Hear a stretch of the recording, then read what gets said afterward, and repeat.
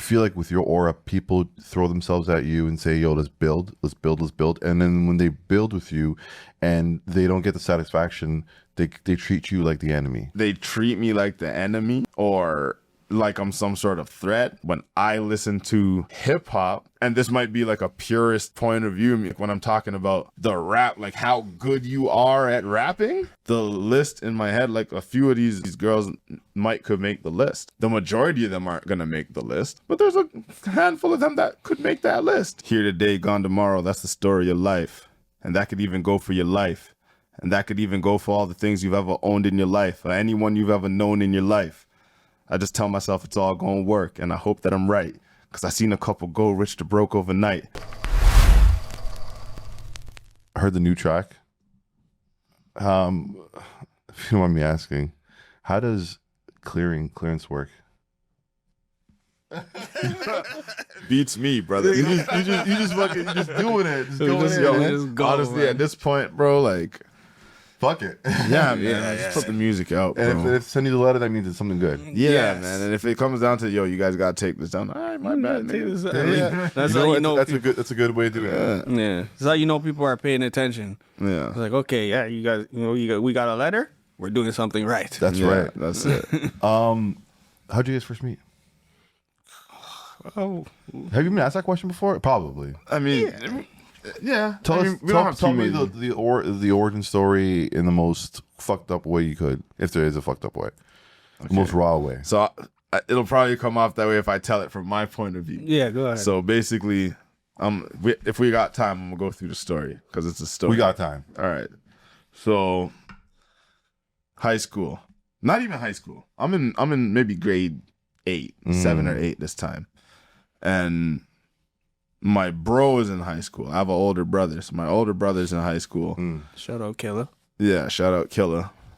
And he'd come home for lunch on certain days where I'm home from school and bring like his dogs over. Him being one of his dogs. Because he's younger than my brother, but he's older than me. All right?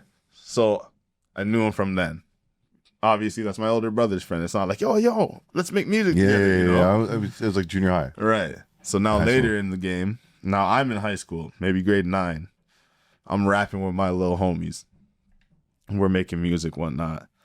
And like, I'm one of the guys at this point. Like, that's why I even started rapping. I moved to the area. I went to the high school because I didn't go to the same middle school as everybody. So when everyone was like, oh yeah, we're doing some rapping over here. I was like, yeah. Me and my bro used to mess around, just rap a little bit and freestyle. Yeah. And then when the guys who said they were rapping, when I heard them rap, I was like, oh, I'm better than you guys. Yeah, let's do this. So I start rapping now. We're doing our thing.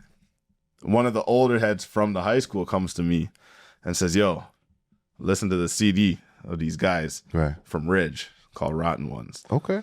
All right. There was reasons why he gave it to me, which I'm not going to get into right now. But I listened to the album. Or not, I don't even, the mixtape, whatever. The CD he burnt that he gave to me. Yeah. I'm listening to it and I'm like, these guys are sick. Rich Kid on the beats. Rich Kid's beats from those days, dog, I'll rap on those beats right now. Fuck yeah. Yo. I'm like, these guys are cold. But this Gudini guy is killing every song. Like, I'm like, yo, he's my favorite in the group. Don't know it's him. I had no idea. Right? And then I eventually find out that it's him. And I was like, oh, that's cool. This guy's at my house every day. Yo, calling him one time, like, yo, we got to do some music together. And we did a track from back then. I was like maybe 14, 15. Amazing. You know?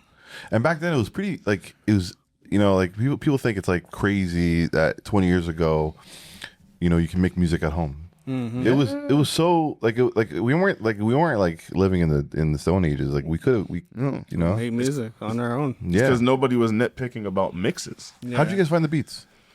I started making beats back in those days. So I've been making beats since I was like 14, 15. Okay, you know, so I was making beats them times, and then we just had a lot of dudes around that produce, like Rich Kid, Junior T, Damn. Pops. Damn. You know, there's a lot of guys around that were making beats. But how did you guys align in the end to make like the running gun? Yeah.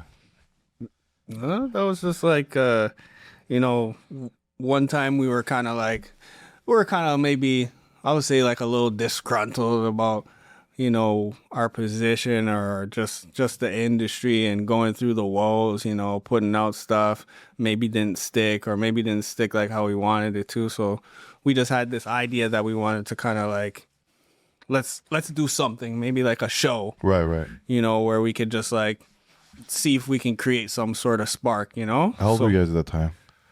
This is like a couple years before COVID, so this is later in life. You know? Okay. Because we went through our own things. Like he had the group thing, I was doing solo stuff, this and that. Like we went through the motions of the music on our own journeys, right? And when we reconnected, this is like, what, maybe like 5-6 years ago. 5 years ago. Like 6, yeah, like 2019. Yeah, so like 7 years. That's a long time ago. Yeah. It was before COVID. COVID was what, 2020? Yeah. Yeah, so this was probably like 2019 that we reconnected.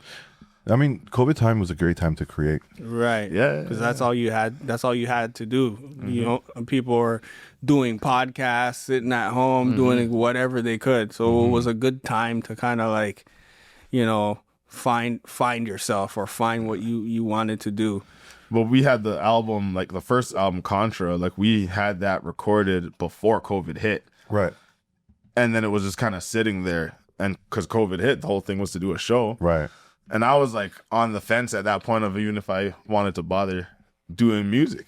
I was like really like on the fence at that time when COVID first hit and they shut down the world. I was like, my favorite thing of all of this is performing on stage. So if that's not something that's a possibility and we have to use everyone was doing all the virtual alternatives, doing YouTube performances. I was like, this is dumb. I was like, I'm not doing this shit. You know? So Gu was just like, fuck it, let's just put the album out then. Like, we have it there, let's just put it out. If you're done, you know, let it out. Because that's when I was like, yo, I'm just going to let all my music out. I'm just going to put everything out on streaming, Bandcamp, whatever, and let it live its life. I'm not going to like quit and hoard everything. Yeah. But I'm just not really going to be putting energy into it, like trying to like really do it, you know? So he was like, yo, let's just put it out. And then the rest is history, you know? That's crazy.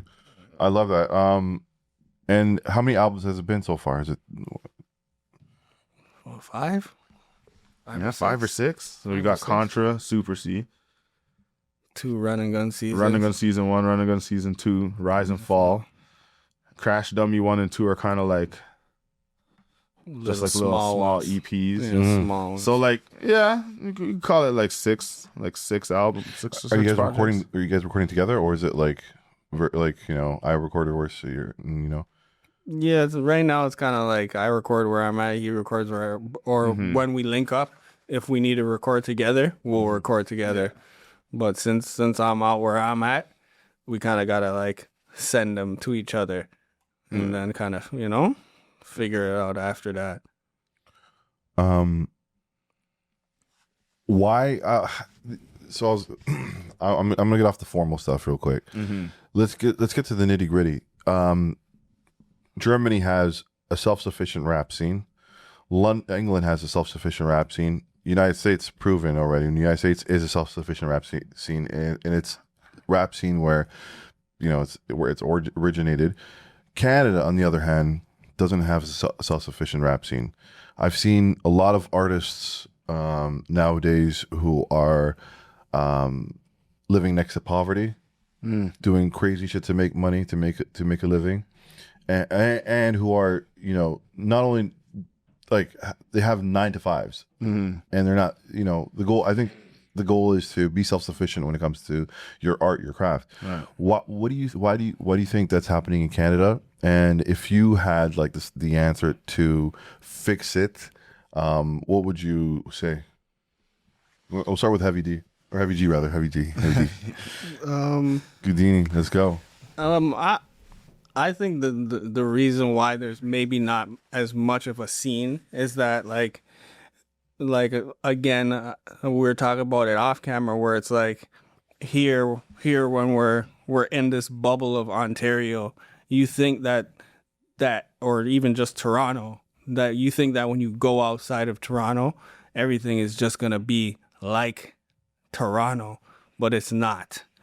So like the people who are making money across these going province to province and making money, they may not necessarily look like me and you, you know. So they're like they could cultivate a little bit more of a fan base than we can, because maybe they're not connecting.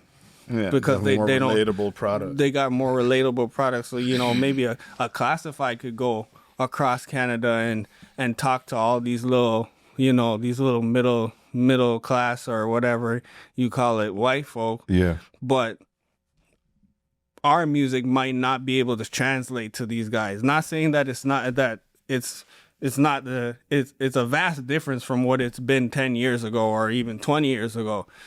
Kids are grasping to it, but it's still not there yet. So that's one of the reasons why I think it's like, it's hard for you to make this sort of scene.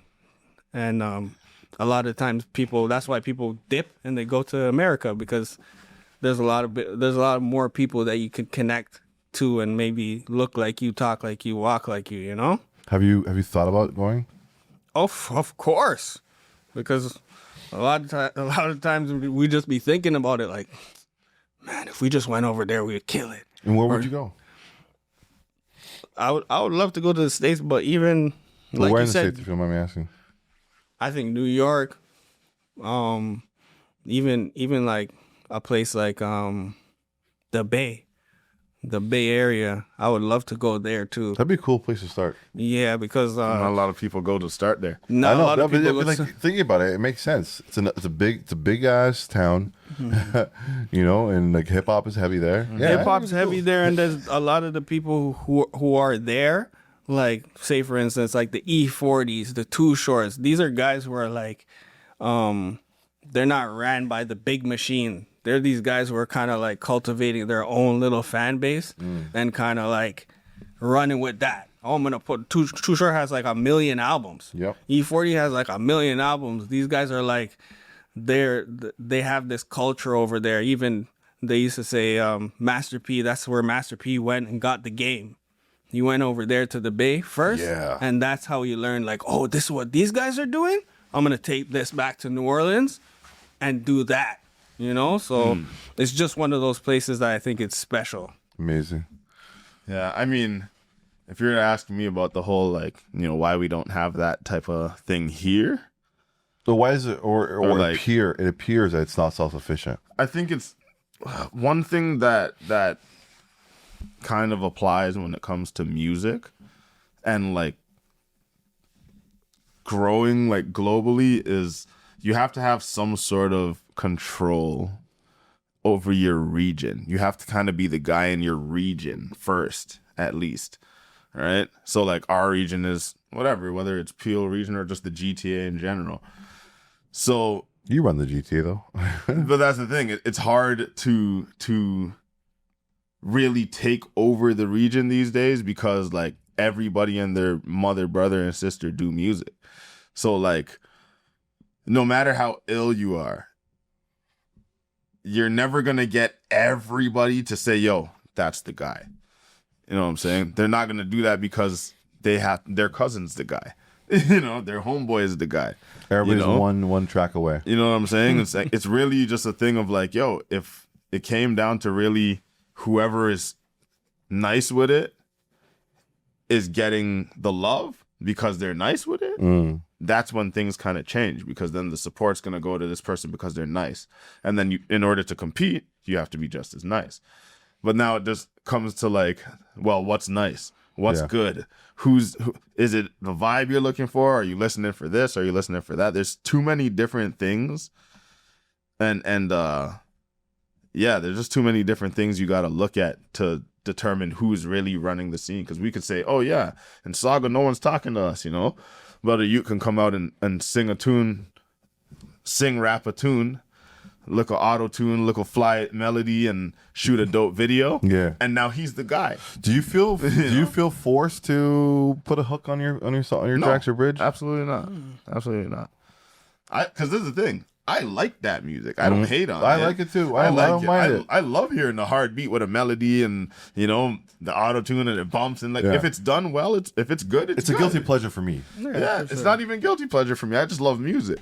I just love music. If the music is good, I'll always rate it for being good music. But sometimes the messaging is crazy. The messaging is insane 90% of the time. Yeah. Like some of my favorite songs is like, yo, this is wild, bro. Yeah. It's wild. I'm sensing a little bit of rapper resentment.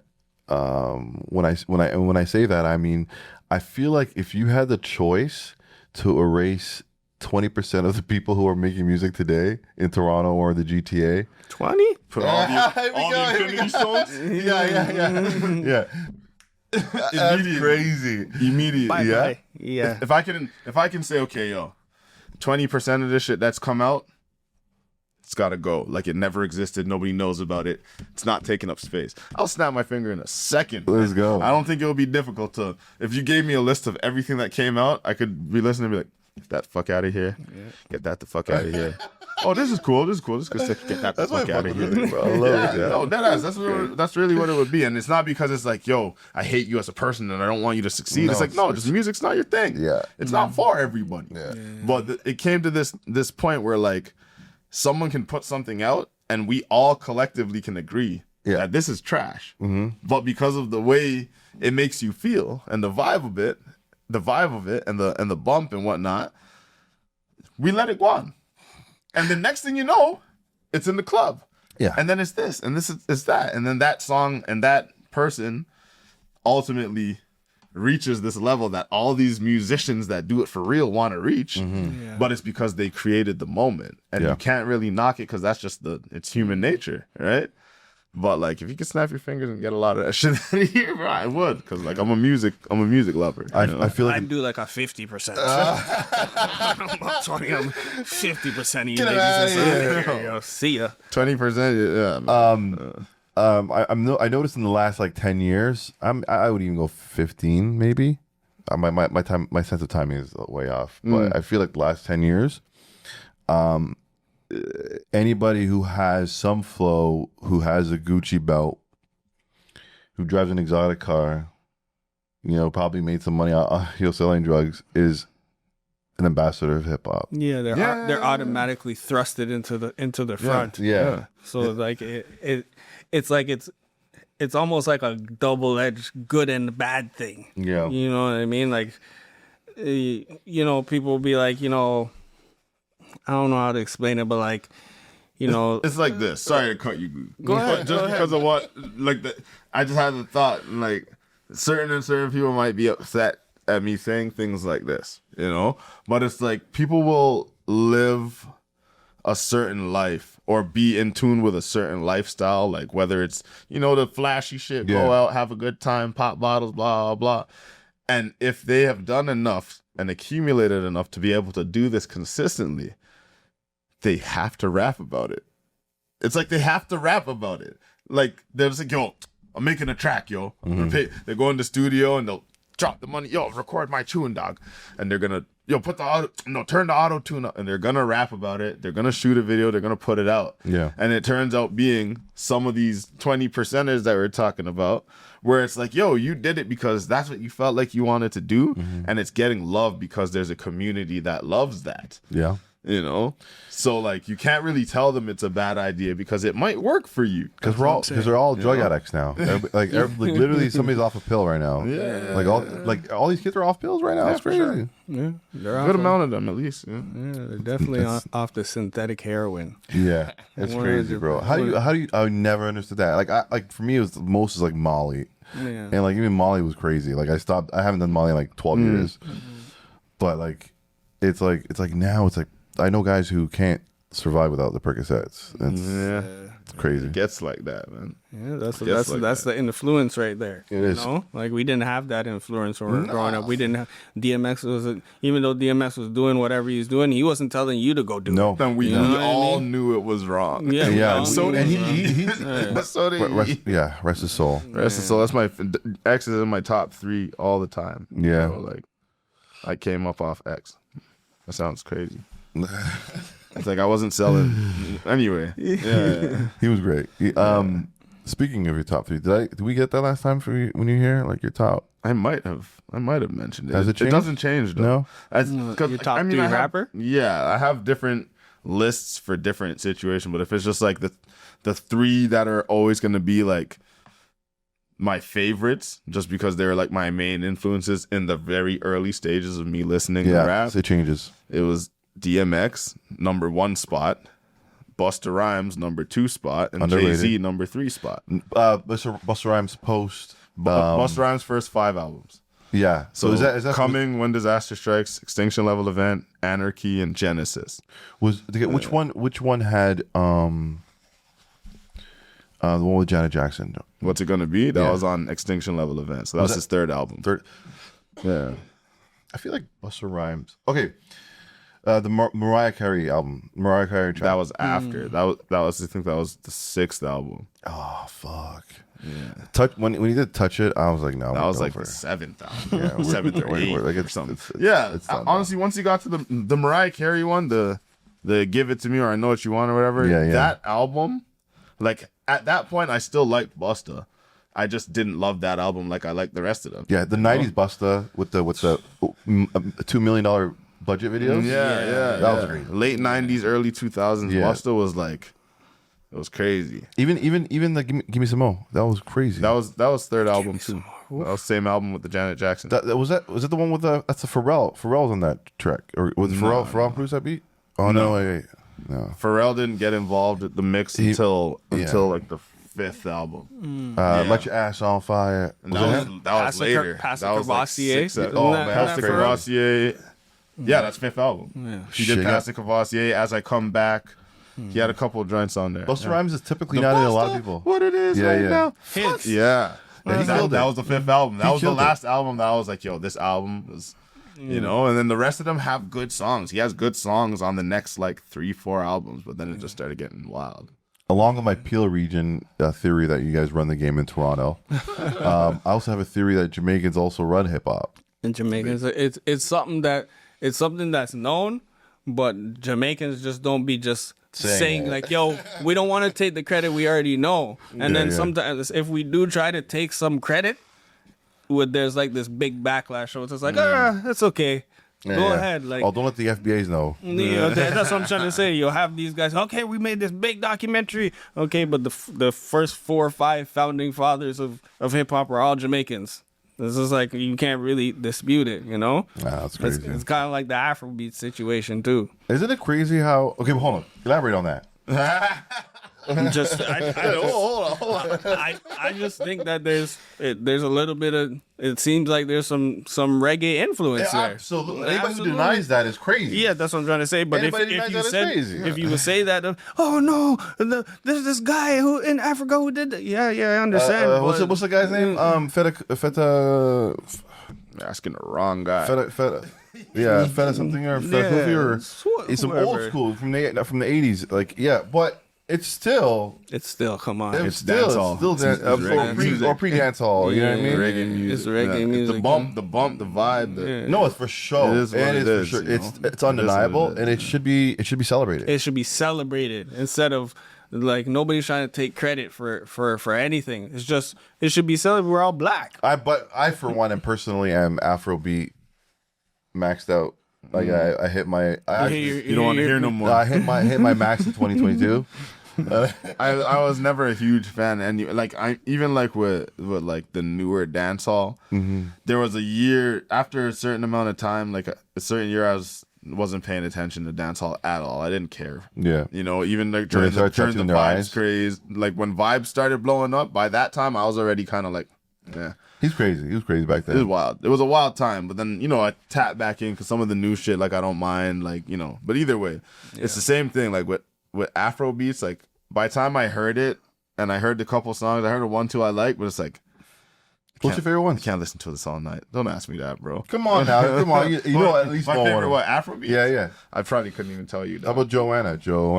That's one of them. I like that song. Cool. That's a summer song. Yeah. Like, if you hear that anywhere, that song. You're gonna on vacation on the resort and heard that. I was like, yeah. You're gonna have fun. Yeah. Burna Boy has a handful of joints I like too. Yeah, last and them the tune. Yeah, like he has some tunes. Those I things just don't know the names or nothing. When I listen to them, I feel like I'm in Jamaica. I want to hear it on. I've never been back to Africa yet, but I've been to Jamaica twice. Every time I go to Jamaica, I just feel like You're in Africa. yeah. It felt natural to me to say that. Yeah, any African person who's gone to Jamaica just said like it's like I was in Africa. Yeah, and I've been to all the other, not all the other, but I've been to a couple islands. I've been to Barbados, Bahamas. I've been to Belize. Been to Dominican Republic. Doesn't give you the same vibe. Doesn't give me the same vibe. I know. Doesn't give me the same vibe. None of them. But the one I was actually kind of proud of, it was Barbados. They had the big statue in the downtown in the city. I don't know the name of I forgot the name of the city, but they had a statue, and it was commemorating the slave trade, and it was just a big In Barbados? in Barbados, yeah. I feel like I've seen that. And not commemorating, but like saying like it was just, to remember like one of the fighters. I forgot the name, but it was a big ass statue of a black man. I wonder if it's the guy from the guy from Haiti who fought the revolution and kicked up the people that came in there. Tucson. Yeah, I wonder if it's him. maybe probably. I'm not 100% sure. But yeah, no, fuck yeah, Jamaica felt like Africa. Yeah. And when I saw a goat walking across the street and not multiple goats, I was like, yeah, I'm home, bro. I'm home. There's something you just go there and like you could see everybody's still dark black. You know what I mean? It's not like a mixture of anything. There is, but it's like you could when you're walking the streets, you feel nice and comfortable. You know, sure. you feel very comfortable. It's super beautiful, man. black. I loved it. And it's just the heat, and it was different kind of heat. It was like it's gonna sweat your toxins out, bro. Yeah. but it's not like a muggy heat. It's like a dry muggy heat. You got a muggy heat? I got a muggy heat. Maybe it was there during rain season or something. Yeah. It was actually before rain season. Oh, okay. So yeah, it was all because the rain's coming. Yeah, the rain was coming. It was in. I went there in the May. Yeah. I'm actually gonna go back next month. Yeah. Yeah, with the fam. Trying to go in September. I'm trying to go right before the hurricanes hit. Oh shit. But for sure, I know the vibe is like you can, even if you go on YouTube and kind of look, you can see the market looks the same as an African market. The traditions are still there, even if the language is different. The same traditions still exist there. We can go. Well, there's a whole podcast I could talk about the language. Sure. When it comes to the language, there's a whole other podcast. Oh, yeah. But Nate, I'm gonna start with Jo. Tell me about a bar that you're proud of. And tell me your mindset when you wrote the bar. Nothing specifically off of the songs that I sent you, or like just in general of anything I've written. Your bars, like anything you've ever written in your life that you're so proud of. I mean, the one that sticks in the most that I've been like fighting with myself of whether or not I want to get a tat of it is on a song I did called Ways, which was one of the first songs I put out, or one of the earliest things I put out after becoming J.O. Mairs. And I started the second verse. It was, here today, gone tomorrow. That's the story of your life. And that could even go for your life. And that could even go for all the things you've ever owned in your life, or anyone you've ever known in your life. I just tell myself it's all going to work, and I hope that I'm right, because I seen a couple go rich to broke overnight. You could spend years building, it could fall in a second. If when the war come, you ain't got the balls to protect it. Like, the verse goes on, but that 8, starting that off, is like, yeah, that sticks with me more than anything I've ever written because of how true it is. And what was the mindset when you wrote that? It was just that, bro. Like, I lost a lot of people, you know? I've seen a lot of people lose a lot of things. I've seen a lot of things change in ways that, like, you don't see coming. Yeah. And it happens fast, you know? That's really was my mindset of that. Like, it was even like, yeah, that was just the mindset, man. Here today, gone tomorrow. That's the story of life. I feel like and you can correct me if I'm wrong, and please don't take this wrong way. I feel like your aura, when people find that you're an artist and you're a rapper, and they look into your music and they find out how good you are, I feel like with your aura, people throw themselves at you and say, "Yo, let's build," and then when they build with you, and they don't get the satisfaction, they treat you like the enemy. Am I right? Am I right with that theory? Huh. That's interesting. I don't know if they treat me like the enemy or like I'm some sort of threat or whatever the case. Maybe the threat. Maybe Well, maybe more of that. Like What I'm trying to say is like they invest into you, and they think they're gonna get something greater out of it.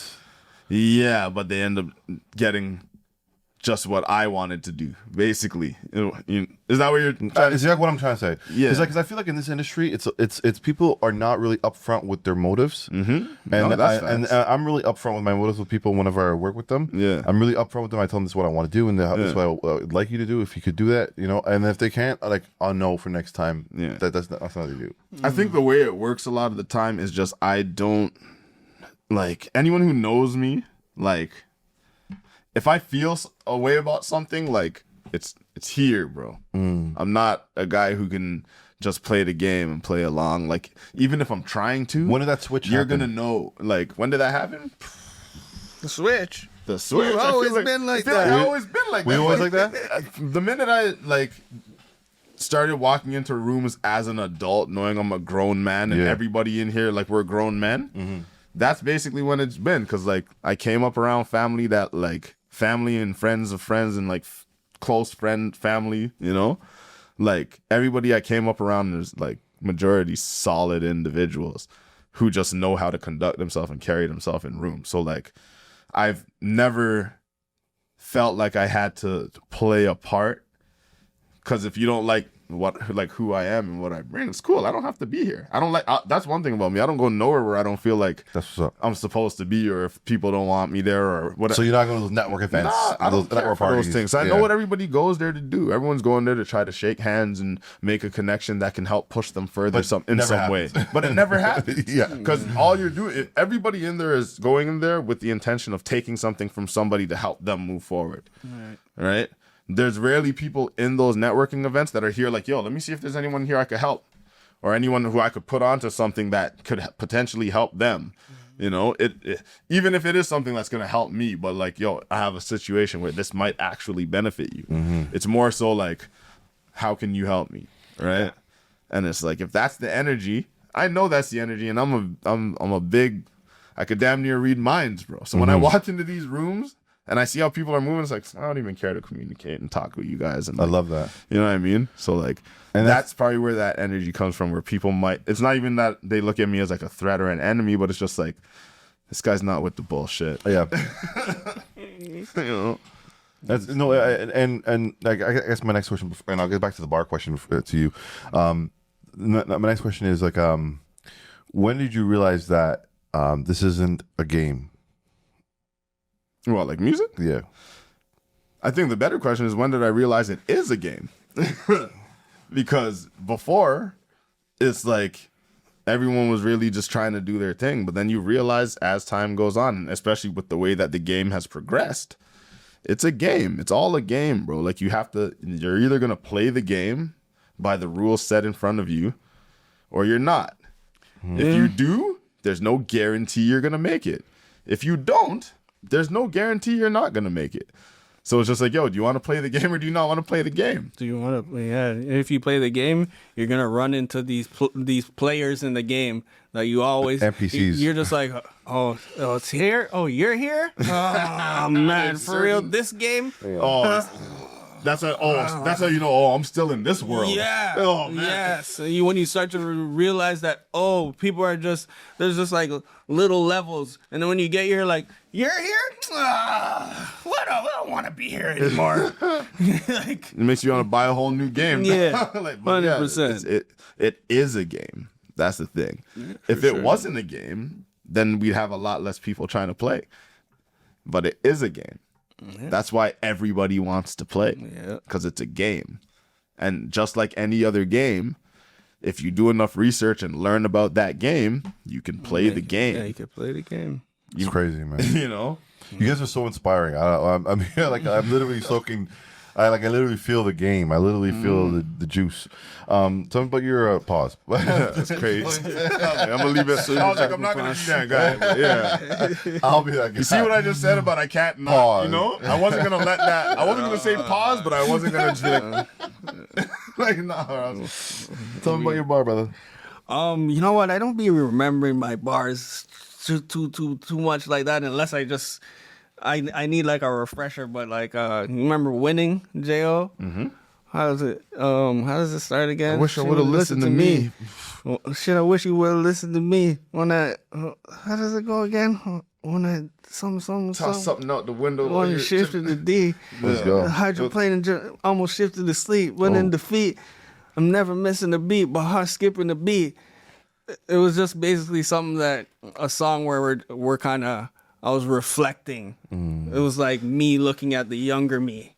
You know, and telling that person like, yo, if you keep on eating McDonald's, it's gonna catch up. It's gonna catch up to you. You got things in your family line. Diabetes, crazy. You know what I'm saying? So if you listen to Winning, I don't remember the verse too tough, but like if you guys ever take the chance to listen to Winning and you hear me talking about like you know if you keep jumping these fences, running from the feds, you're gonna get caught one day. You know, so it was one of those. It was one of those verses where I like that verse because it's very reflective, you know? And it's like me, the older me, the more mature me, talking to the younger me, you know? So that's what the whole song was, Winning. There's a video for that. There's a video for that. Yeah, for sure. Run and Gun, Winning. When people come across this a video on YouTube, please Go ahead. watch it. And you want them to understand your sound a little more. Who would you say to listen to? If it's not you guys, and it has to be a Toronto artist or GTA artist To make them a GTA artist, to make them understand our sound a little more. Yeah, like somebody a contemporary. I don't know if there is one, man. Ooh, and that's not on some like, yo, we're better than everybody, but it's like. Nobody does what we do. Nobody does what we like. If you go through even the playlist we just got on the Northern Bars, listen to every single song on that playlist and tell us if anything sounds like our song that's on there or any of our songs that have ever been on there. Yeah, you like know what I mean? we make it a point that we don't want to sound like anybody. Like we want to make sure that we're so vastly different from everybody else that we're always gonna stand out. Like we're always gonna stand out, and all we have to do is we just have to keep doing what we do and sounding like us, you know. Like we don't want to sound like, you know, we don't want to sound like Griselda or Mobb Deep or no, we want to sound like RunxGun. Mm-hmm. We don't want you to put us in that category and that. Yo, this is the Griselda lane. Yo, everybody's not us. No, understood. No. Not us. We sound completely different. We got hooks. We got depth. We got singing. We got our beat selection is different. Our beat selection is different. Yeah. The beats thump. There's just not nothing that you could really compare us to. Which leads me to my next question: underground. When you hear the phrase "underground artists," what is that? What thought comes to your mind? You go first. Broke niggas. Underground is just like you didn't make it yet. Yeah, you might not, and even like you might have halfway made it. Like you might be able to you could stay underground and still make a good living off of being underground. Facts. You Big know what I facts. mean? So it's not anything to be like, oh, I'm underground. It's nothing. No, there's a lot of underground that is doing very well. It's just I feel like it's people who kind of just wanna they want to keep it a little bit more hip hop. Yeah, I mean the real term underground is basically just like it's not mainstream music. That's it. That's what when I hear underground, it's like underground it's just not mainstream. But just like mainstream music changes, the underground music changes too, right? Because like the underground is always gonna be close enough to what's mainstream. It's just not. Right, because if you go back and you know when Nas and whoever else was like really popping, They were underground. if you go listen to who was in the underground, you're still gonna get I think Nas was hip hop music, right? Yeah, these guys were pretty much underground. Yeah, and then when it came to the MySpace age, where like now music is starting to sound a little bit different, like the people that you're hearing on MySpace and shit are an emulation somewhat of whatever you're hearing in the mainstream, right? So it always kind of just moves that way. but you guys come off as purists. Yeah. Is that a wrong? Well, define purist though. Like, what do you mean a purist? Like bars. You say in your songs, like if you come here for bars, you're here for it. Yeah. So I think we're just. I like to just call us artists. Like we're artists. When you know, but I hate that phrase. You're not an like artist. it. You're a rapper. No. I'm a musician, my nigga. Like, that's I'm what an I artist mean. for real. Hit me, brothers. Hit me out, That's what I mean by artist. Why do people shy away from being called a rapper? I know I'm a rapper. We're rappers. We Right. rap. Yeah, we can hell rap. yeah, I'm a rapper. Rap circles around you, but like I don't necessarily want somebody to pigeonhole me. Like I want to be able to go and I want to be able to rap, do my grimy thing over here, and then jump over and do a Mace and Brandy song. I want to be able to do that. That's what I mean. Like that's how I feel. So is Mace a rapper? Yeah, Mace is a rapper. Okay. For sure. 100%. But he did that. He did the literally what you just said. Like the yeah. He'll bar the fuck up over here, Right. and then he'll jump on and do some smooth shit over here. You know, but in the end, he He is could still a be considered a rapper. Yeah, for sure, 100%. So I don't think the term rapper is much of the pigeonhole. It's the same thing like what we were talking about outside. It's like it gets generalized. If you go and say, "Yo, I'm a rapper," automatically their thought is gonna be, "Oh, you are." I'm a miracle, spiritual. You're either that, or you're a gunman, or you're a hustler, whatever it is. You automatically get put in the handful of boxes that exist for rappers. So if you say, "Yo, I'm an artist," then now they're not gonna look at you crazy if you jump from this lane to this lane to this lane, right? It's like as soon as they hear rapper, they think you have to be hard, like right away. That's why.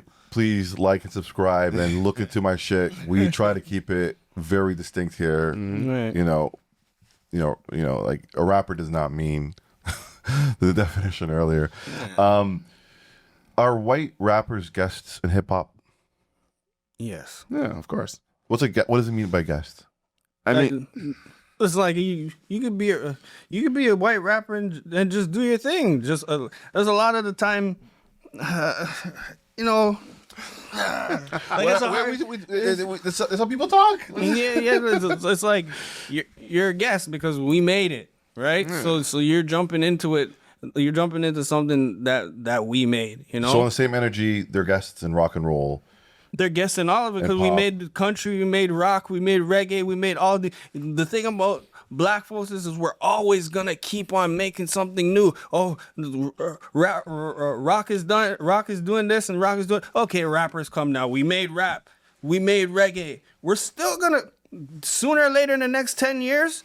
There's gonna be something else that we create. We just that's what we do. We're the best at just creating new genres. So once you think that we're done with rock, we already did it. We're moving on.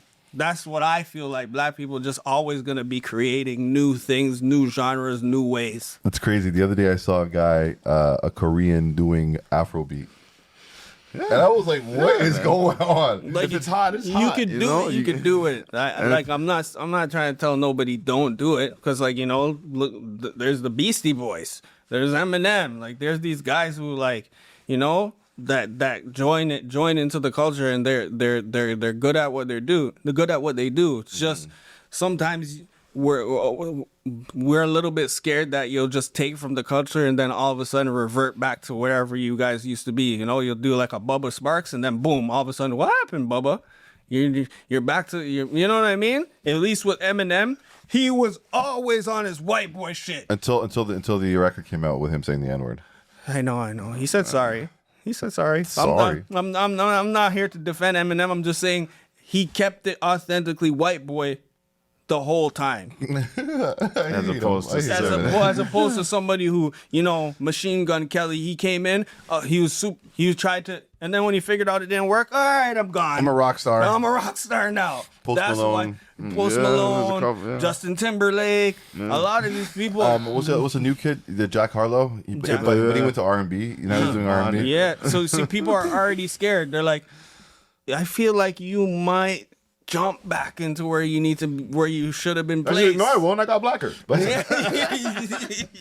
The gall of that motherfucker. That was wild. Yeah. Still. That was a wild statement. I don't want to, you know, shed hate on any other race trying to do what they want to do. Do it. Just be authentic. Don't be the person who comes in and you're wearing do-rags and this and this and this and that. And then when you get it, whatever you needed to get out of the black culture, you revert back into whatever you were supposed to be in the first place. That's what people don't like. Yeah. Kid Rock is one of the biggest guys Oh, too. he's the worst guy. My name's Kid Rock and I rap. Yeah.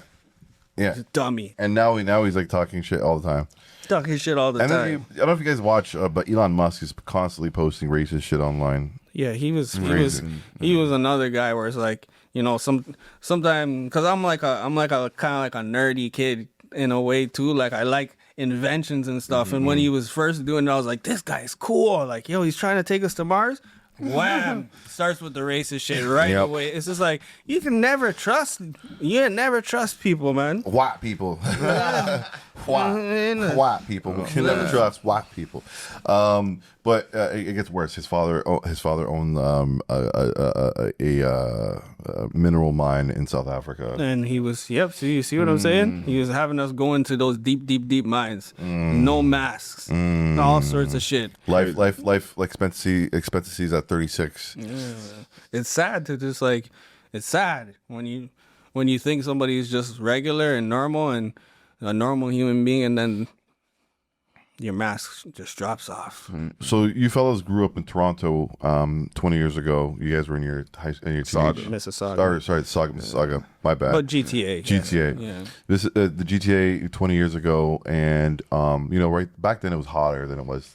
Would you say it's hotter than it was? Hotter in what sense? Yeah. Hotter in terms of like if Like you it was were at the muddy. wrong place at the wrong time, you'd probably get shot or something.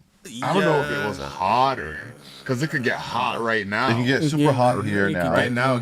I think the type of hot was different. It was scary hot back then. I think It was back then things were happening in different places. Like back then we were having house jams. House jams started to get dangerous. Yeah. The clubs started outside of the club, people started getting dusted out. Caravana had Yonge Street. Yep. That was like a treacherous place to Yep. be. Like if you were 2005? if Yeah, you it was were crazy. in something, going to Yonge Street was almost a half of a sentence. death sentence. Yep. See, but the thing is, there was the 3-sided coin flip in those times where it's like, you might get into a fight, potentially beaten up, you might get stabbed. If it's a hot situation, you might get shot. Now it's like you'll You're probably gonna get shot. Yeah. Yeah. Because they had enough of it. Yeah, in the sense of Not but I feel- everybody was strapped. Like certain manner you knew, right? But now it's just like it's safe to assume that everybody's strapped. Yeah. Or at least one person in each, I just feel like it was the same level of danger, I was gonna but say it that. just wasn't. You just might not have got shot. Yeah. But you're definitely easily get literally stabbed, right there. Yeah, jumped, whatever, shot. The array of That's what I'm things saying. It was a 3-sided coin Yeah. compared to like you're getting shot. shot. Yeah, okay, Now, yeah. I asked that question to ask the following question is what message would you give your younger self back then who's navigating life as a young black teen? Like what would you say back then to yourself? Me, I probably would have tried to tell me to kind of like do more, like stay off the streets less. Stay off the streets less. Yeah, So be in the streets more, or do you mean like stay more? I know what you mean. No, I know what you straight- mean. I know what you Sorry. mean. Stay talking- more off the streets Okay. and maybe get more involved with like what was going on with the rap scene, because there was a lot of times where I was kind of like in and out. It was so easy back then to slip. You know what I mean? I slip off, and somebody would pull me back in. I slip off and go back into. You know what I mean? I was kind of getting into shit. So I would tell my younger self to kind of more just cool and go find more things to get yourself involved with musically, versus that would have kept me in less trouble, and maybe even my friends in less trouble if I could have brought them with me. Yeah, brother. I hear that. I probably would have just told myself like more about like don't waste time with certain circles of people. Like in those times it's like same thing Gu was saying, like the music scene back then, it was different. It wasn't as saturated, and if more time was spent like just focusing on different things and like, Or you know, or even everybody's for focusing on yourself. yeah, or versus you know? this group dynamic. Yeah, Then you would, because it seemed like more the people who deviated and said, you know what, I'm just gonna focus on myself, have better situations now than, you know, tagging along with the this cliques. with the clicks and yeah. groups. and you know? and I wasn't even talking about in the music scene, but that as well. Like I just mean in the sense of like a lot of the shit I got into when I was younger and things I was doing. It's like nothing. I didn't really have to do anything that I did. You know, it was just a matter of who you're around and when you're around them and what happens when you go to certain Absolutely. places. You know what I mean? So just, you know, limit where you put yourself and like focus more on yourself. Cause like even like what Gu was saying with the music thing, like I was part of a big collective, but I was the young guy in Western Union and Hustle and Flip and all that. Like for anyone who remembers that era of like Toronto hip hop, Saga hip hop, like I was part of that, but like I was the youngin' who was kind of just waiting my turn all the time. And like all those guys are my dogs, like to this day, you know, but like during that time, I spent so much time like waiting in line only for everything to kind of dismantle before my turn came up. Right. So then I was left to fend for myself anyway and kind of like build myself as a solo artist myself. But if I was kind of like more focused on, yo, I have all this music here, instead of waiting for this and this to happen, I'm putting this out and I'm hitting the streets with it. Yeah. You know? Because like the era of like young rappers at that point, it was like me, like Redway, rest in peace. Like RIP. He used to record where I recorded. Okay. You know, like we came up with the same set of OGs for the most part. You know? And then there's like a few other guys, like who are the other guys that are young around, like Young Jay, like Junior T's younger brother, one of the dopest writers, Cook, Lincoln, REP, like, you know, that whole squad. Like there was a group of like all of us, Eric Flowchild, like Eric Flow now, but before it was Eric Flowchild, but there was a group of us, even our trips, it goes by Ramon now. Did you guys ever bump into Tori? Never. No. I think I've been in the same place with him before. I never like linked with him. And I have a couple people I know from that same era and generation who did bump into him and have relationships with him. But yeah, like in that generation, like that younger era of time, like I should have been as known to the city as everybody else that I just mentioned. Yeah. But I wasn't, because I was kind of hanging back waiting my turn. Yeah. And then by the time I started putting my foot on the gas, there was a lot more going on. So I didn't get to capitalize on the, yo, he's only 17, you know? Because when I was 17, I was getting snuck into venues to perform and killing the place at 17, 18, you know? But like at that time, I just didn't have product to be like, yo, I'm the kid. You know what I mean? Yeah. By the time I started coming out, I was already like in my 20s. So it's like, all right. Do your parents think this is did they take this seriously? Your families? Yeah. They take it seriously to the extent of they know I'm serious about it. And I've seen paper, right? Not no crazy paper. Yes. But I've seen enough and done enough for them to know, like, okay, like he's for real about it, you know? I got like the typical Jamaican mom. You're not rich yet? Well, when are you gonna get rich? Cause yo, me need Benz and jokingly, you know. So she kind of she sees me. She knows I'm doing my thing, but they kind of just want to see the end product, you know. Yeah, they want to see it. They want to see this thing that we've put so much time into pay off, or like turn into something. Right. I mean, the amount of time you guys have been doing it for a while, and like, would you say like the amount of time you put into your art, would that be equivalent to a tuition? Maybe 2 or 3. What, like the amount of time, or like time and cost? Time and cost, not cost, because maybe time. Tuition is what, like 40, 60? 60. And I didn't put no 60 bands in here. No. But like, the time wise, I mean, I put a lot of time. So you didn't calculate the hours and the gas and? No, I haven't calculated all that. It's probably in the 60. It could be. It could be over the course of what, 20 years or so. It could be. Yeah. It very well could be. It probably is. But then we can also calculate everything we've made in that time as well, right? Because we came from an era where I'm going to go press 100 CDs and I'm going to sell them shits. And I'm going to make my money back in the You first did week. that? Hell yeah, I did that. Fuck yeah. I did that when I was 16. Fuck yeah. That was the best. So you were pushing era. the whip early, yeah. Whips? No, I was on foot, bro. I mean, after you made the guap and whatever, you made your flips. Oh no, yeah, I didn't cop my first whip till later in life. I was a passenger a lot of the time. We all are. Yeah, and not even on something like, yo, I don't want to. It's just like It's more easier this everyone way. around me, like I could always find my way wherever I gotta go. Yeah. It wasn't until I think I was like 18, and I was like, shoot, when I turn 19, I'm gonna need ID. Let me go get my license. Yeah. I got my license. I went and copped a little whip for like $5, and then from there I've gone through like 10 whips. But like, I didn't get my first car till 28. yeah, I made my license at 28. Yeah, man. As long as you got it. yeah. As long as you got that shit. And my whip money didn't come from selling CDs for sure. But, you know, Did you guys ever turn down money that it was conflicting with your energy? Whether it be an artist or situation. I don't know about conflicting energy. Maybe turned down because it wasn't enough.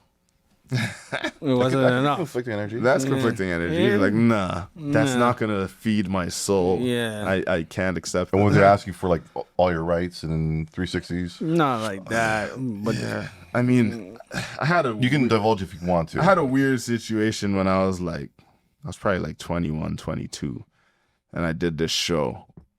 I don't know if you remember Reverb Nation. I remember them very well. So Reverb Like, Nation. I used to try to. I mean, I used to rap, Yeah. so I know them very well. Yeah, so you're aware, and yeah, you're in the age range. You know them times, but Those are great times. great times. Because Trending? there was a thing where you could apply for like shows and stuff. Oh on shit. Reverb Oh yeah, I Nation. remember that. Yeah. I took a shot. I applied to get on some show that was in Toronto at Hard Rock Cafe, yes, I remember. and I that. got on the show. This was around the time I was gonna drop that Elevator Music album. Let's go. So I go do the show. I killed the show. The people who put it on was this couple from LA, apparently, allegedly. It was a weird situation. And it was this lady. And then her husband pulls up on me after the show and he's like, yo, Uh-oh. you know, Get up he's there. sick. Like basically he's trying to say like, yo, I'm a manager. I'm from here. I could do this for you. We're going to fly you to New York. We're going to do this and that. So I'm like, all right, well, yeah, let's talk, you know? And this guy like was sending me beats and saying like, yo, you got to do some shit on shit like this. He sent me this contract. And he's like, yo, this is my man. He's like, once we're locked in, then, you know, I'll fly you out to New York. There's a showcase here where all the execs are. They're going to see We'll line this situation. And we're going to go here. We're going to do this. And he had this whole big elaborate plan. Sounds good, right? So, but I've always been a skeptical youth. Like you can't just tell me something and expect me to be excited. Yeah. I'm not like that. Yeah. You know? So I run it by my guy, bring it to my guy, Mason Payne. And he's like, bro, this is a 360 Robbery. deal. And he's like, and in the deal, like I already seen it, but I was like, let me bring it. This shit said in perpetuity, like the lifetime 360. I was like, are you sick, bro? Yeah. So this guy ended up coming through to the studio, had on like not a fedora. Was it a fedora? One of them hats, bro. Like he came in one of them hats and like this big baggy suit. I'm like, yo, you look like a shark right now. Like whatever. We entertained the conversation. He tells Mason the same thing he was telling me.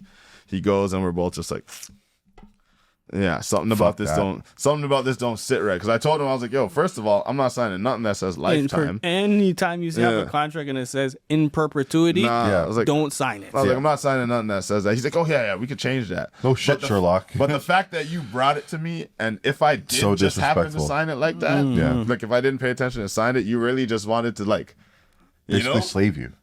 you know what I mean? Enslave you. Yeah, that's So I was that's like, yo, I'm That's not exactly rocking what it with is. Yeah. that's yeah. a game. So That's even the though game we're talking about. Yeah. So even though he changed it, I was like, nah, I'm not fucking with you. Fuck, man. Fuck these people. Yeah. That was a good while ago. How about you? I never be signing nothing. I don't be signing anything. And you know, like I'm very, very like, I don't. This guy didn't even want to sign the distribution deal Because together. I seen those words in there Yeah, too. yeah, I yeah. sent it to somebody and they said, I don't know. It says something about in perpetuity here too, and I was like, I had to make sure we read that again just to make sure, because when you see those types of things, you know, I'm a person who's not quick to sign. Yeah. That's my middle name, Yeah. actually. I'm not. Not quick to sign because I don't wanna. I'm too old to get the. You know. Yeah, It's not like I'm roped into some 19. nonsense. Yeah, I'm too old to get roped into some fuckery. Now, if I was 19, cool. Maybe you could figure a way out of it because you're young. But not right now. It's a bunch of reading that's going down. So But you don't need to read nowadays. All you gotta do is take the PDF file and put it in ChatGPT. and it'll tell you the points and what you need to know. No, true. that's definitely. Oh, and there's there's more than ChatGPT. There's like 4 or 5 of them. Yeah. And they're all fucking good. Yeah. Oh yeah, there's one that Is does this fucking coding for you. Literally. Gemini? That's crazy. I use Gemini. I use Grok, and I use another one called Claude. Man, it's you gotta put download your analytics from your YouTube channel or any analytics you have from your music. Yeah.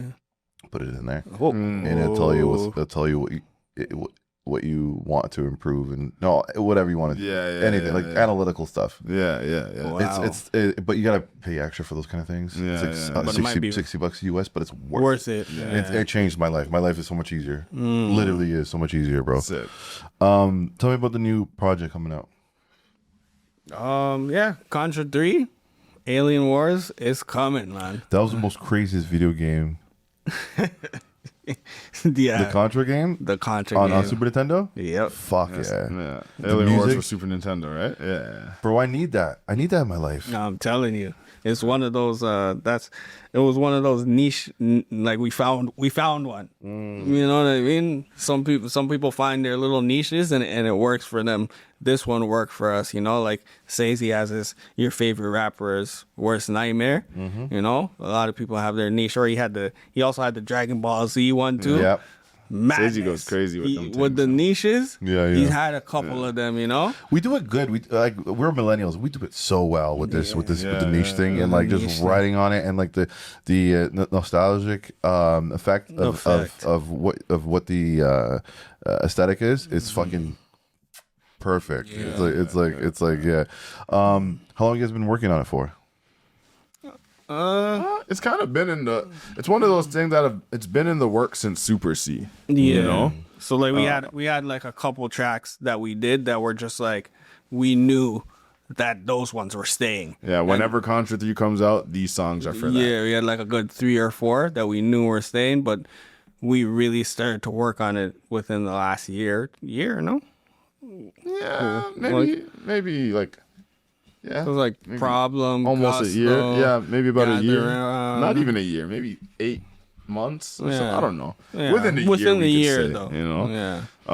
Because like this is the thing. Like we recorded so much music and put out these different projects, and then we came to the conclusion that it's going to be no project is going to get more than 2 sequels, or you know, Right. everything's going to be a trilogy. Right. Right. That's so sick. So we had Contra. We followed up Contra with Super C, all right, which is the second Contra game, and then Alien Wars is the third Contra game. So we knew eventually Alien Wars is going to come out. When the time comes, we just know that Contra was our inception. That was the beginning. Right. Yeah. Super C was our most successful run as far as the way that we put it out. So we're like, whenever we do Contra 3, we have to do it on a certain type of level. We have to make sure we, you know, dot the I's and cross the T's and check all the boxes when we do that. So like we put out RunxGun Season, put out RunxGun Season 2, put out Rise and Fall, put out Crash Dummy 1 and 2. And then we're just like, all right, I think it's time to close off the Contra series. All right.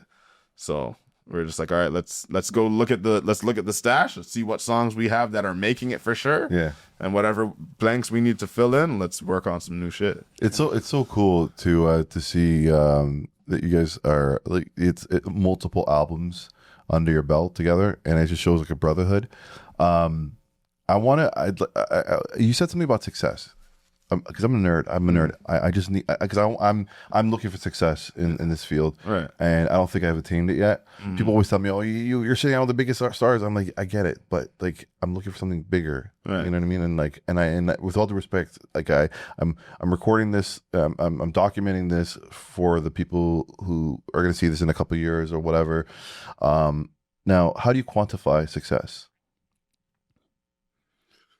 Me personally, what I've always said where music is concerned for me, because like I love music. I love making music. Right. And like, if I was never going to ever make $1 off music, I'd still make music because I love to make music. Fucking right. Now, if I want to, I could look at that and say, well, I'm successful right now because I love it. But I work. You know what I mean? Yeah, success. So success. Interesting. Sorry to cut you, but Go, like success go. is basically for me, if I wake up in the morning and my day revolves around the music and I'm living comfortably, then that's success as far as I'm concerned. If, you know, my bills are covered, I have a roof over my head, my daughter's not clothed and not hungry, wifey's good, has whatever she needs. Preferably, she's not even working. She's just minding the youth and doing whatever she has her passions for. And I'm just doing music. Amazing. And all that is like, you know, everything's level. Mm-hmm. Then I would call myself like, yo, I'm a successful artist, you know. But if I have to, you know, take time out of my day or like try to get off work or try to go hustle or do something else for my paper while I'm doing music, I'm not a really successful artist yet, no matter how much I've already made. But no, I just want to circle back on the main point here. You mentioned success though. I just want to understand what you meant by success. When did I mention success? You said the second album was a success. Oh no, the rollout of the second album was like our biggest success. Tell me about that. As far as like, that was the first time either of us did a project where we said, okay, we're shooting 3 videos before the project comes out. We're getting the artwork done. We literally sat and like created the whole brand of RunxGun, the RunxGun logo, the RxG is the short form, even coming up as RunxGun, coming up with RunxGun as the name for us as a duo. Because the whole thing is like Contra came out and it was just Mairs and Gudini. Yeah. There was no RunxGun. There was no RunxGun. It was just 2 solo artists jumping in to try to do a project that, you know, that we're gonna do a project and revolve it with a show. With the show, you know? But then we're like, yo, if we're gonna do a second project, because of how well the first one, it was very well received, right, between like our peers and like the community of hip hop at the time. Especially it was COVID, no one was really outside, but people were really fucking with the album.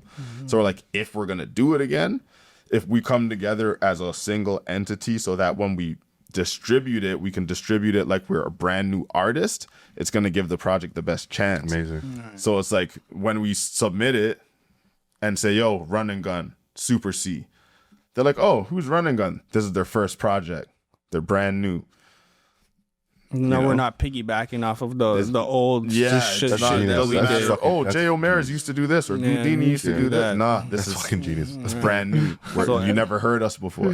So we made like a conceited effort to do to make it dead serious with the branding, how we're gonna make this visually seen, how we're gonna, you know, present the front cover, how we're gonna get 3 professional video shot before anything. We're gonna make sure that the run is amazing, and I think that was probably our most successful run. Yeah, it was a good run. Like it really, it brought notice. Like it put the city on notice. All the spitters in the city, like the Tonas and the Atom Bombs and the, you know, and the Sazies, like the guys like we came up with in our era, like they're the spitters. We are the spitters for the most part. There's some spitters that came up under us that are younger, but I feel like my generation, because I'm probably the youngest out of all the names I mentioned, and me and Gu and all of them, but like as it gets younger and younger, like the herd of spitters starts thinning out. Yeah. You know? So like, but as far as the community of spitters and the fans of like the rap, they all knew who RunxGun were by the end of that summer, right? Like we had it going, you know? So that's why I said like that run was our successful run, you know? And so the summer's going to be a hot summer for you too? It's gonna be a hot summer. You guys gotta invite me to some shows. Yeah, bro. I invite you every time. I know you do. Show. You fucking do. You fucking do. And you know, it's hard. It's hard. You know. Anyway, no excuses. No, I get it. No I put the nigga on guest list and everything every time. I'm a bitch ass nigga when it comes to this shit. I apologize. No, And you know what's man, a great? You know, I'll tell you off camera, but like family shit. people Yeah, have it's kids. crazy. Yeah, we I already never know. feel away when people don't Can't come to mess my with shows. us. Dog. Oh, I'm man, older now, dog.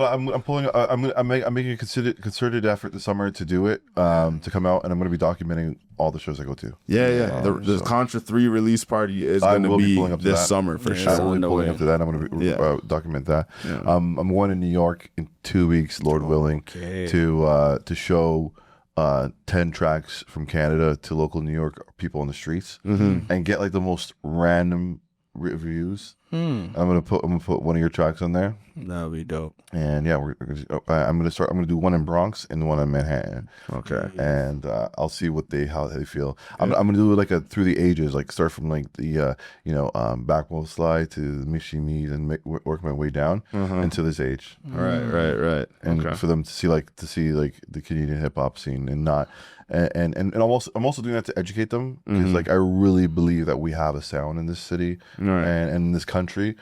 For that matter, and like it's so unrepresented rather in the bigger zeitgeist of the Canadian culture, and so I feel like it comes down to me Yeah. I feel That's it. a good idea. to record it. Not mad at it.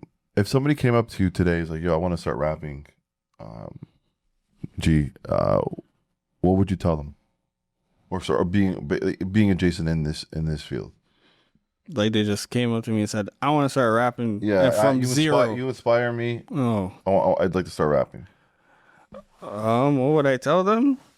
You got to work on your craft, because if you're just coming up to me and just saying today, yo, I just want to rap today. Say a kid come up to you, serious, paid consultation or whatever you want to do, whatever situation.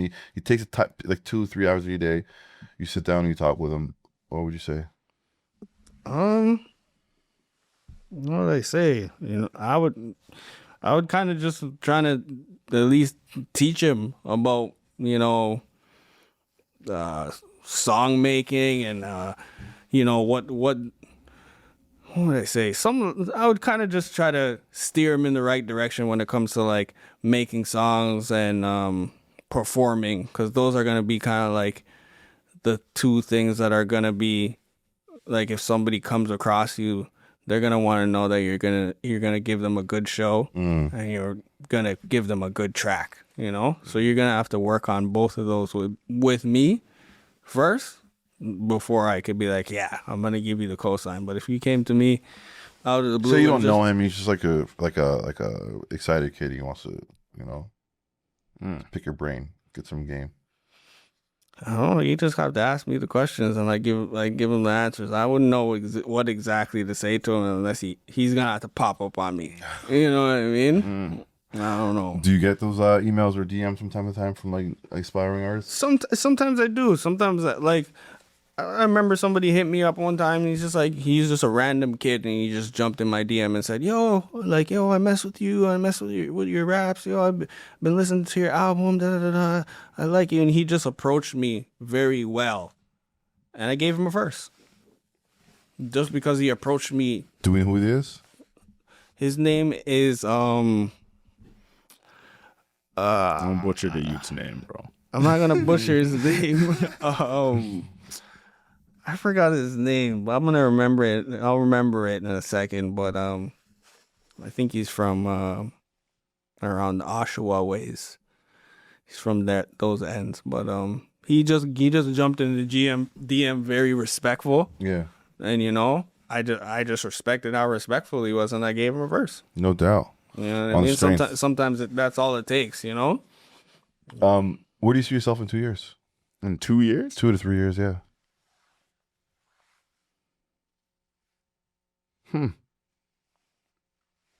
I see myself.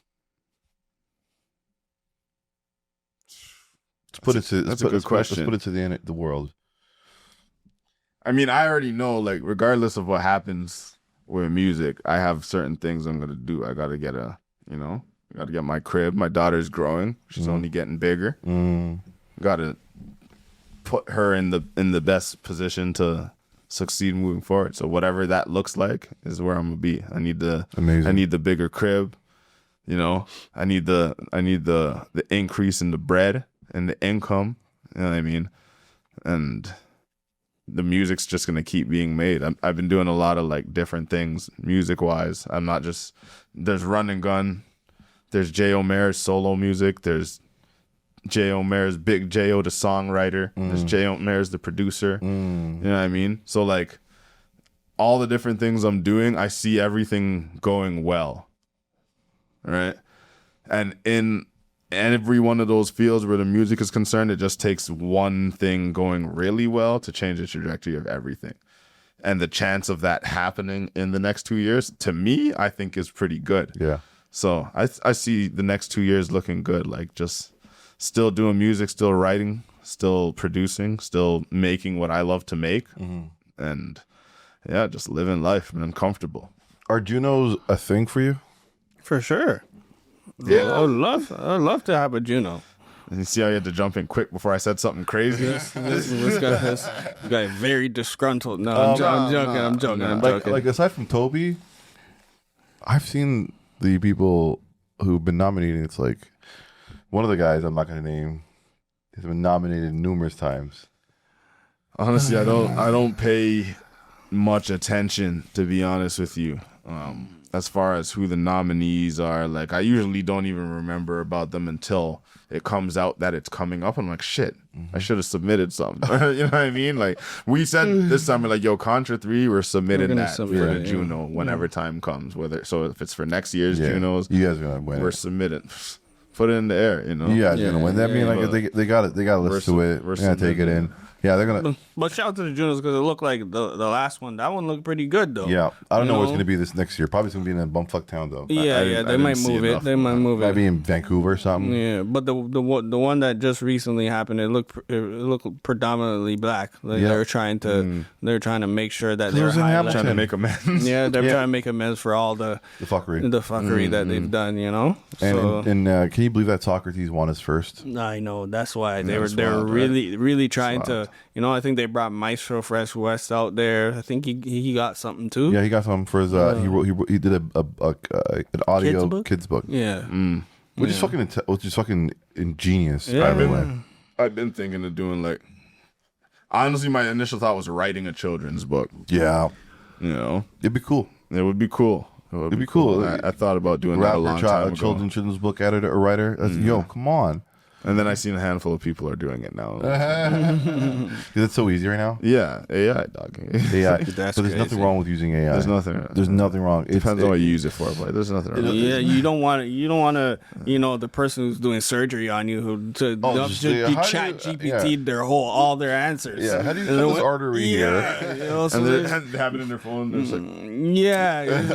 a little like use it, but don't overuse it, guys. I feel like I can go on for ages, but I feel like the everyday person, like you and I, could benefit from it to take us to the next level. So I feel like all these crazy I can't pronounce that word, but all the people who predict fortune in the future, they always talk about how AI is going to be causing a stark distinction between rich and poor. I really believe that if you catch on now, you can actually kill it. Yeah, the thing that's scary about the AI is that when are they gonna start manipulating AI's answers that they're giving you? They probably already do. I'm pretty sure that's already happened. You see what I'm saying? That's the scary part. That's a can of worms. Yeah, that's once you pay for it, I'll tell you this off camera, but it gets crazier. But anyway, this is a great podcast. An hour and 20 minutes. It's fucking great. Yeah, that's how long it's been? It's an hour and 20 minutes. It's a long podcast. Before we go, any messages to the world?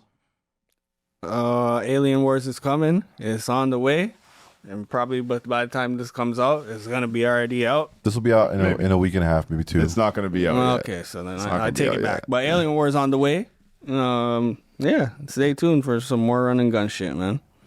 We out here. And for my closeout, I'm gonna answer a question I didn't get to answer. Is when you brought up about if a random kid walks up and he says, "Yo, I want to rap." Go ahead. My question to that youth would be, why do you want to rap? What about what is your what makes you want to rap? Say he gives all the right answers. What is the right answer? Because I'm not looking for a right or wrong answer, right? I'm just saying is that's where I would start. Is what is it that you want to get out of rapping? If you're saying I want to start rapping now, why? Is it because you want to, make a buck because you can see people making a buck? Because there's nothing wrong with that. Is it because you listen to rap and you love rap so much you just want to be a part of it? That's fine. Or, you guys are really cool. I'm influenced by you. I want to try a thing. That's all fine. But knowing why that kid wants to rap will make it easier to tell him what to do or what to listen to or not listen to or where to go and not go. I just want to fuck bitches. Yeah. Hey, there's a lane for you. There's you a don't lane need for to you. rap. There's You a lane don't gotta for you rap for that, bro. Yeah. If you wanna, There's probably ways to do that more successfully without rapping. Yo, I'm seeing a lot of posts in the Toronto sphere about women running the Toronto hip hop scene. How does that make you feel? I think there's like a. It's always like the men are slacking. No, I think they're giving a lot of opportunities to certain sectors of people. I don't want to say the wrong thing, but they're giving a little bit more push to these, to maybe Scratch that, Goo. to certain What sectors. is the Toronto hip hop scene? Ooh. What do you mean? Because if they're gonna say, "Yo, women run the Toronto hip hop scene," it's like, okay, well, like, in what sense? Are you just saying that because there's a lot of female rappers that are good right now? Is it because the female rappers are lyrically better than the male rappers? Is it because, like, I think it's a combination of all of that.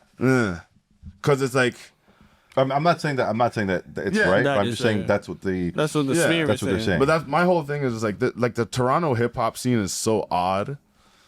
It's like for a reason that we were even talking about earlier. Like everybody and their mom does music. There's so many people that do music, and there's so many different. If you can ask 20 different people who the best artist in Toronto is, and if you exclude Drakes and Tories and certain people like that, you'll probably get a different answer from the majority of those people. And it's going to revolve around what is getting put in front of them that they enjoy the most. All right. So like, for me to hear things like that, it always just like, there's a lot of female artists that are dope. Don't get me wrong. I'm not trying to shit on nobody. I'm not trying to say they're not running it. I'm not trying to say anything of the sort.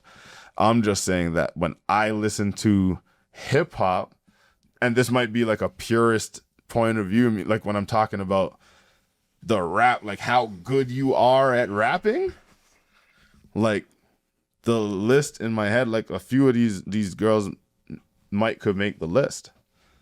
The majority of them aren't gonna make the list, but there's a handful of them that could make that list. You know what I'm saying? Mm-hmm.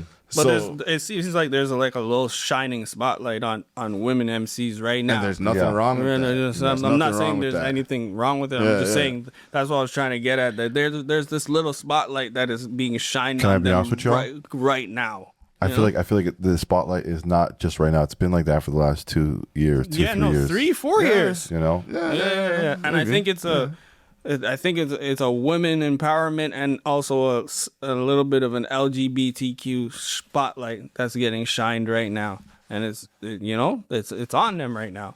So that's why they're saying that the women are running it right now. Da, da, da, da, da, da. I'm not hating on anything. I see what you mean, but at the same time, I feel like it's like if you.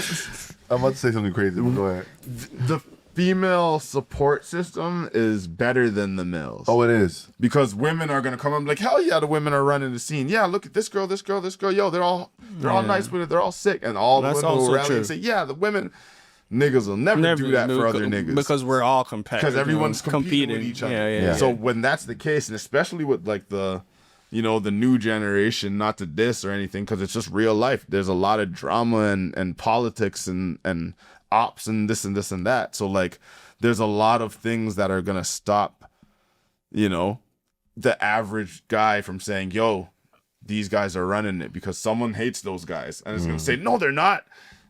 And now it's like, there's not enough camaraderie for either side to run it. Whereas women, it's like, yes, It's us as camaraderie. women, Yeah. Yeah. We'll hold we hands. run it. Yeah. You guys are on the bullshit. Yeah. We're running it. So like you can't even really argue with it. Yeah. You know what I'm saying? It I is- really it want to is see y'all true. on tours. Yeah, Me too. Canadian wide tours. Yeah, for I sure. guess. Coast to coast. Yeah, I'll do. I mean, no, honestly, I would love to do that. My thing is I want to go to Europe. Even Europe, you know, I like wanna yo, go I to saw Europe. I saw a rich kid in Europe 2 years ago. I'm like, I this know. guy's chilling We in were Europe? supposed to be on that Yeah, tour. we're supposed. Oh, he man. he linked us. He's like, "Yo, I'm calling these guys, and I'm gonna tell fun. them that we want you guys on it instead of the other people." But I guess they didn't. Yeah, it you didn't know, pan out it the way didn't we pan out wanted what to we pan. wanted. But we were supposed to be on that one. Shout like- out to Rich. Yeah, and same thing I was saying. Like you got to take over the region, you got to take over the country, and then you can do whatever. So I think the way Toronto is set up is you can't really take over the region first. You have to go take over elsewhere. Yeah, that's what they want. And then That's you why gotta, a lot of and then they'll start showing you the love. So I think if we can go across Canada and really Leave. like generate that buzz in Mm-hmm. the country as like, yo, these guys were here, and there. They know about us in all these places, Mm-hmm. and kind of like Yeah. That's grow what the legend. Yeah. You know, yeah, that's what Classified did. Did Classified? I mean, he lived did out win? that way, right? Yeah, Like, he went to every little town. With Yeah. like over like Oh, you're 100,000 talking about people. here. He's been doing that. For Oh, he's years. been doing that. he's Yeah, been yeah. doing That's that. why Shout he out, can. Class. That's why you can make 100 grands, 100 racks. Yeah, like yeah. people, the stories about Classified is already. Oh, yo, this guy has a ranch in Nova Scotia and he's Yeah. driving ATVs and blah blah. Yo, we hear it. Dog. It's a legend, you know. We but want. but it's sick though. That's dope. Like that's Yeah. what I'm saying. Like if you're able to just live live off your rap. music, Yeah, then you can and just call enjoy yourself life. successful. Like, yeah, man. No, can't be mad at that. I'm seeing a lot of people in the scene are like leaving Toronto. Oh yeah, that's. Are you tethered to Toronto or the GTA? I don't want to be tethered anymore. That's my main my main thing that we've been talking about amongst ourselves like in the past like couple of months or a year. It's just like you see those people, like you see like a Rochelle Jordan who left Toronto and went over to LA, and she dropped her music and ended up on the billboards, and now she's talking to the guy on who does the BBC Piers Morgan? not Piers Morgan. It's one of those English guys who's I forgot what his name is, man. But he does like those in-depth interviews. He did one with Kanye West. Oh, I forgot his name. fuck, I don't fucking know. But yeah, she's all talking to him now. Like she cultivated her fan base over there. She just moved to LA and just she's flourishing. But, you know? but LA is kind of like a tricky place. I know LA is a tricky place, but I'm just saying like. You know, even Lord Juco was talking to me about it, where it's like, yo, dog, you just need to go. You'd be surprised how easy it is. You'd be surprised how, like, you go over there and, okay, like, yo, you get a link here and then it turns into this and it turns into this and it turns into this, you know? There's a lot of times you just have to go. But what about like other Canadian cities? So like I know Maestro lives in New Brunswick.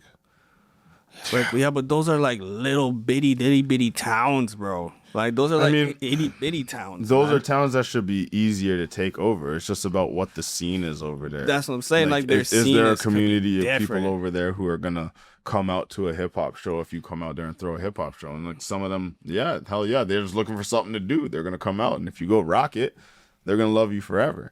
Yeah. All right. So, but it's just like, yo, do you want to live? New Brunswick is Nova Scotia. No, it's a New whole- Brunswick Or is that's a the different other province. one. It's right beside It's a little Nova bit Scotia. far. Okay, It's right beside- yeah, those places are.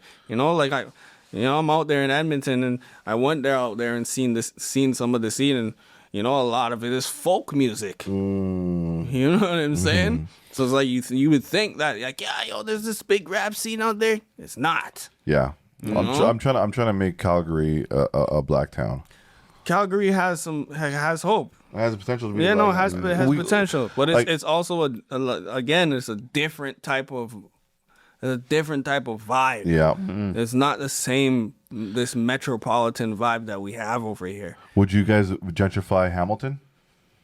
Hamilton? Yeah. Hamilton's already has a yeah, thing going on. Hamilton's about it. Oh, you mean would I go over there Like, and why try to can't we like? all go out there and like live out there and like do crazy shits out there? Because like I feel like Hamilton's not that far. like, Hamilton exactly. to me is just like it's just like going almost sucks. downtown or Yeah. going to It's like it's downtown closer Toronto. than going to Oshawa or whatever. Yeah. But like this whole from here to like From Saga say to- Niagara, Yeah. and then back up to like Clarington. Oshawa or whatever. Even up Clarington. east. Where's that again? It's past Clarendon? Bowmanville. That's okay. Yeah. So like even anywhere within that sphere, it's like Fair game. it's like everybody is fighting for the same set of attention. Yeah, for sure. Because the main thing that you want to do if you're from any of these places is be able to throw a show in Toronto and pack the house. Yes.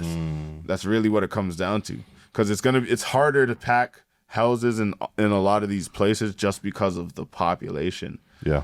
and who's there that rocks with it, right? Like, But not Hamilton does have a local scene. Hamilton has a scene already. I've done shows in Hamilton where I was like, yo, this is lit, right? Would you live out there? Would I live out there? Yeah. I live in out Hamilton there. too. Hamilton is a Just not in Hamilton. What? You know? I live in Hamilton. Like the suburbs surrounding it? Yeah, not the crackhead. Nah, man. The Walking Dead. Hamilton can get grimy. Everything Yes, it's I the have to Walking go. Dead I over have to go up when I move places. doubt. I'm not You go up the moving hill. from where I'm at to go to the hood somewhere. Like I don't.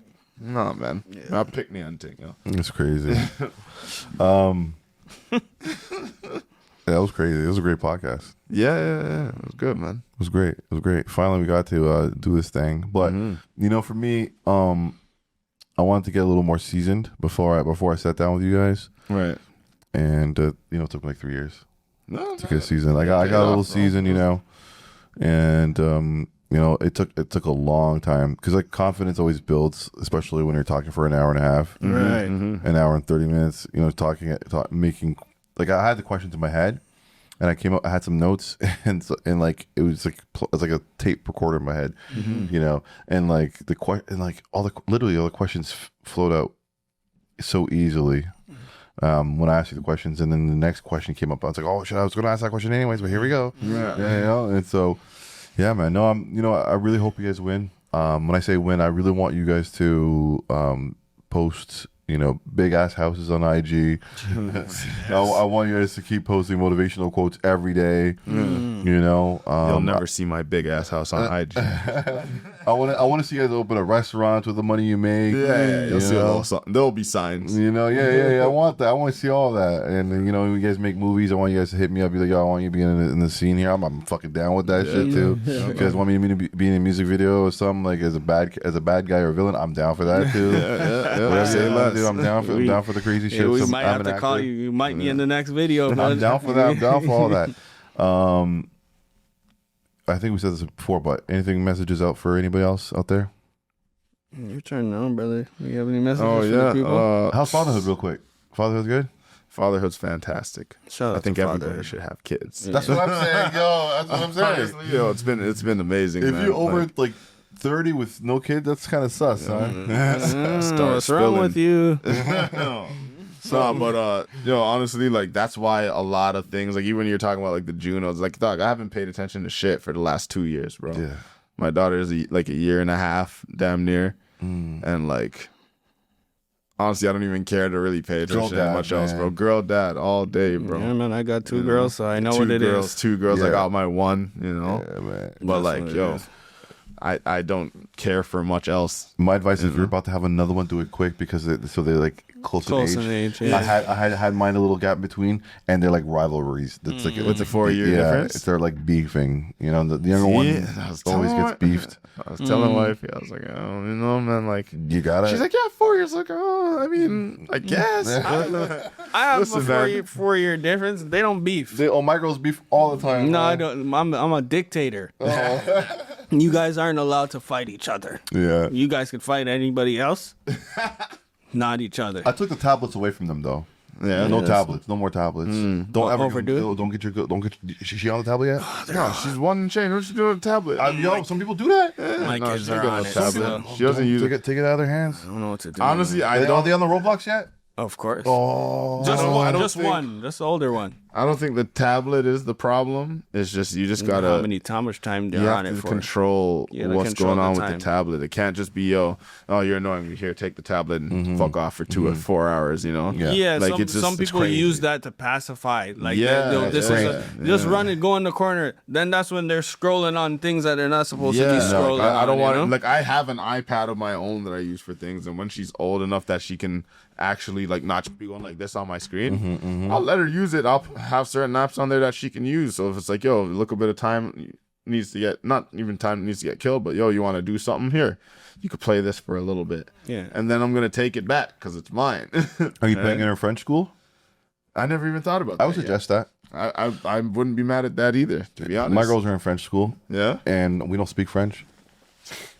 Make them speak it. Full French. They're in French full. immersion? French immersion. I get work. I get emails. All French. I'm like, yo, we're gonna thug it out. Yeah. So my parents came to the country no English, so I'm like, you know what? You don't speak French? Yeah, straight. Yeah. Je m'appelle Heavy. Comme si, comme ça. Before we go, what's the lore? Why did you switch names? I just felt like it was a time for change. Like I grew up, you know, like I had that name for so long. It felt like it just. I came to a place in my life where I needed something new. I needed to cut one half of my life and say, yo, that was then, and this is now. So that's why I changed it. I changed it because it was a different chapter in my life. This, like, the old stuff behind me is just gonna stay there. Gudini is that stuff. Heavy G is forward. What did Gudini mean? It just was a culmination of a little like a hood. They used to call me Bogu. And I used to be this little snot-nosed kid that used to be running around, and I always had a little snot running from my nose, and I was a little shit disturber. So that's what they called me. And then when I was growing up, Yeah. I kind of changed it into Gudini, you know, and then that's kind of how it is. So it's still Heavy G. He's still there. But this is Like just the G is for the G Gudini. the G is for Gudini, but it's just a heavier thing, you know? Let's go. That's it. Yo, this is Steady Mobbin Podcast. This is Black Mob. I got Heavy G. J.O. Mairs, big J.O. Yep. like and subscribe. This is for the culture and nothing more, nothing less. Let's go. Jeez. Sir. There's a couple of emotions. Yeah, food creates emotion because when you're hungry, you want the food that you want. Friends create an emotion because when you go and you hang out with your friends and you go and have a good time with your friends. And especially if they're your old friends, so they have history on you for time. But music, why do you think all these older people sit there and still listen to 70s classic rock? Because they remember where they were on that moment when that song was playing. And they remember, because I remember the first time I ever heard Who Shot Ya from Biggie Smalls. Cheers. On that track. Yeah, is that audio fucking good on that? We'll fucking wing it. We're gonna wing it.